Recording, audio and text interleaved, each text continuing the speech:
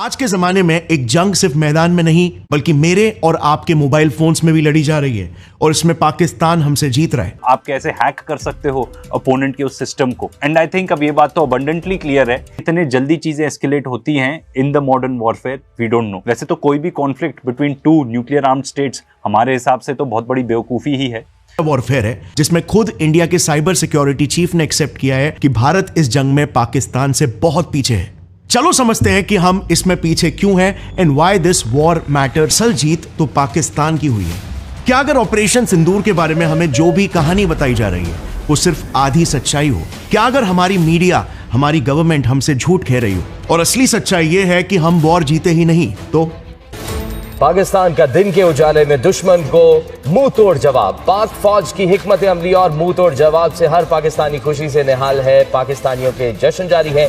वो ये है कि पाकिस्तान ने भी हमें ईंट का जवाब पत्थर से दिया। पाकिस्तान ने भारत के श्रीनगर, उधमपुर एयर बेसिस को उड़ा दिया। इंडिया के 3 रफाल जेट्स को मार गिराया। इंडिया के S-400 डिफेंस सिस्टम जिनकी हम इतनी तारीफ कर रहे हैं वो तो पाकिस्तान के सामने टिक तक नहीं पाए। दोस्तों, इस जंग से एक नई बात निकलकर सामने आ रही है कि पाकिस्तान तो यहाँ पर भारत से लड़ ही नहीं रहा था। यहाँ पर पाकिस्तान भारत के बजाय इसराइल और उसके हथियारों से और दोस्तों मगरब के हथियारों से लड़ रहा था। इंडिया तो आप कह सकते हैं कि एक सिक्योरिटी थ्रेट है जिसे पाकिस्तान ने 3 से 6 घंटे में निपटा दिया था। लेकिन दोस्तों असल जो दुश्मन था वो तो इसराइल है। इसराइल ने भारत को इतने खतरनाक ड्रोन इतने कम वक्त में दिए और उस वक्त ये कहा जा रहा था कि एक प्लेन आया है भारत में जिसमें ड्रोन भर भर कर लाए गए थे और दोस्तों कुछ कमांडोज भी लाए गए थे। ड्रोन तो पाकिस्तान ने एक ही दिन में सारे खत्म कर दिए थे, लेकिन कमांडोज का ये बताया जा रहा है कि 15 कमांडोज में से 10 लापता हो गए हैं।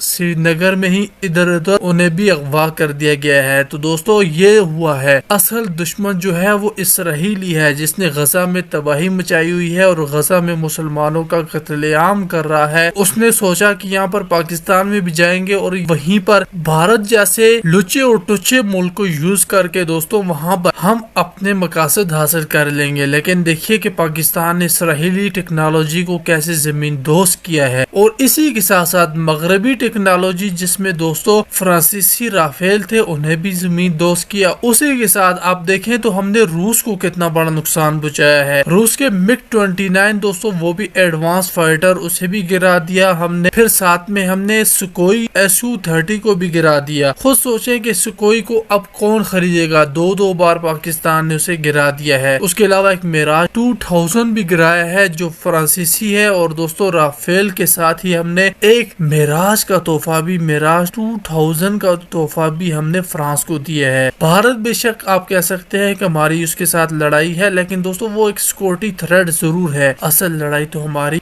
इसराइल और दोस्तों इसके जैसे बचकोली ममालिक के साथ है जिनमें फ्रांस और रूस आते हैं। हमने उनकी टेक्नोलॉजी को जमीन बोस किया है। भारत तो ऐसा है कि जब हम चाहेंगे इसकी गर्दन पकड़कर दबोच देंगे और दोस्तों इसे हम मरोड़ मराड़ कर रख देंगे, क्योंकि ये तो 3 से 6 घंटे की मार है। असल बात तो यह है कि हमें इसराइल को कैसे हराना है, उसकी टेक्नोलॉजी को कैसे हराना है और दोस्तों वो जैसे एयर डिफेंस सिस्टम यूज करता है पाकिस्तान, वो बनाए या फिर किसी दुनिया से खरीदे, वो पाकिस्तान को लाना होगा और इसराइल से हमें ऊपर रहना होगा। ये क्लेम किया कि पाकिस्तान ने इंडिया का S-400 और दूसरे इंडियन रेडार सिस्टम्स और इन टोटल इंडिया में 26 लोकेशंस को डिस्ट्रॉय कर दिए। आज के तारीख में हमारी एक लेडी पायलट तक पाकिस्तान के गिरफ्त में कर पाई। पाकिस्तानी हैकर्स ने तो हम पर इतने घातक वार किए कि हिंदुस्तान की 70% बिजली बंद हो गई। हमारे देश में अंधेरा ही छा गया। सो अंत में इंडिया के पास जब कोई ऑप्शन नहीं बचा तो हमें मजबूरन US के पास जाकर सीज फायर की गुजारिश करनी पड़ गई। पाकिस्तान की सबसे बड़ी जीत है। देखो, पाकिस्तान इंडिया के साथ एक अलग गेम ही खेल रहा है। ऑपरेशन सिंदूर से भारत का क्या क्या नुकसान? मीडिया से लोगों का भरोसा उठ गया। कश्मीर का जो हम लोगों ने आप मीडिया से जुड़े। अरे मैं वो काम नहीं किया हूँ। मैंने कराची एयरपोर्ट नहीं उड़ाया था। हाँ, अब देखिए कश्मीर का जो सस्टेन हुआ था, इतना मुश्किल से कश्मीर अपने रास्ते पे आया था, वो कश्मीर तबाह होते गया।